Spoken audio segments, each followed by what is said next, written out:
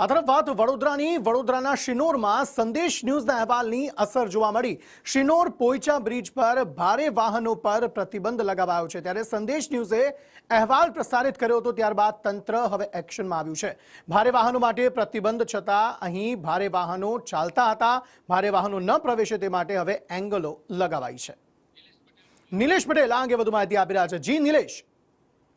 જી અંકિત, ચોક્કસથી જણાવી દઉં કે શિનોર તાલુકા અને પોઈચાને જોડતો જે નર્મદા નદી પર બ્રિજ આવેલો છે, એમાં જે કલેક્ટર દ્વારા જે જાહેરનામું, જે ગંભીરા બ્રિજનો અકસ્માત થયો હતો ત્યારબાદ જાહેરનામું બહાર પાડવામાં આવ્યું હતું કે અહીંયા ભારદારી વાહનો માટે રોક હતી, તોય છતાં પણ ભારદારી વાહનો ચાલતા હતા। જ્યારે સંદેશનો જે અહેવાલ રજૂ કરેલો આ ભારદારી વાહનો જે છરકે છે એનો, અને તાત્કાલિક એની અસર જોવા મળી અને તાત્કાલિક જે તંત્ર દ્વારા જેને એંગલો મારી ભારદારી વાહનોને રોકવાની તજવીજ હાથ ધરેલી છે।